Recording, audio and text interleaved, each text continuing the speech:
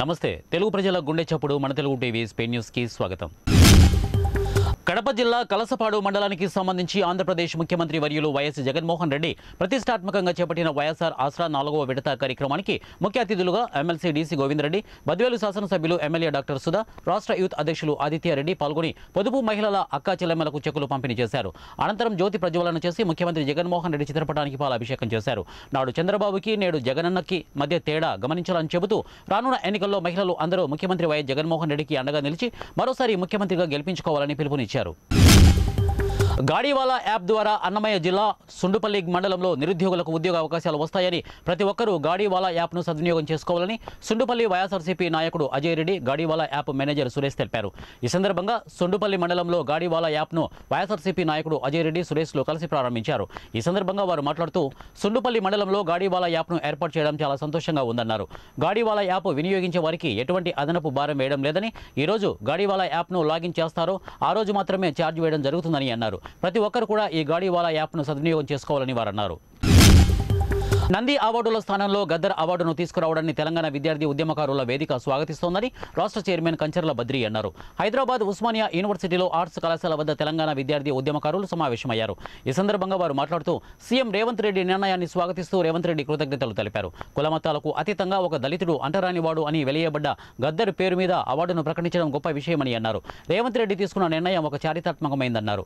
గత ప్రభుత్వం ఉద్యమకారులను గుర్తించలేదు, కాంగ్రెస్ ప్రభుత్వమైన ఉద్యమకారులను గుర్తించాలని బద్రి కోరారు। ఆంధ్రప్రదేశ్ విద్యుత్ స్ట్రగుల్ కమిటీ ఆధ్వర్యంలో రాష్ట్ర పిలుపులో భాగంగా అనకాపల్లి జిల్లా అసిస్టెంట్ లేబర్ అధికారికి వినతిపత్రం ఇచ్చి నిరసన తెలిపారు।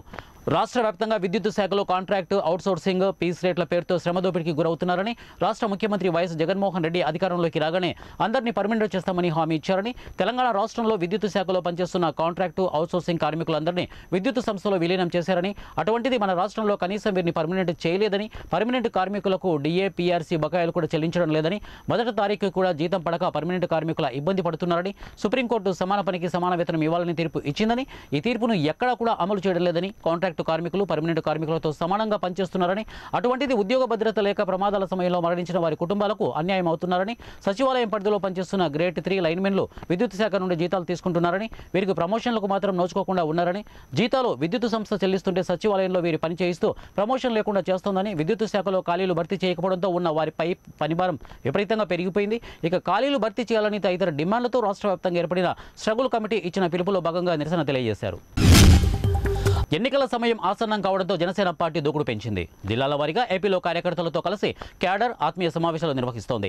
విశాఖలో జనసేన పార్టీ ఆత్మీయ సమావేశం జరిగింది। విశాఖ నగర అధ్యక్షుడు వంశీకృష్ణ ఆధ్వర్యంలో జరిగిన సమావేశానికి ముఖ్య అతిథిగా కొణతాల రామకృష్ణ హాజరయ్యారు। ఈ సందర్భంగా రానున్న ఎన్నికలకు కార్యకర్తలను ఏ విధంగా సిద్ధం చేయాలో సభలో ప్రసంగించారు।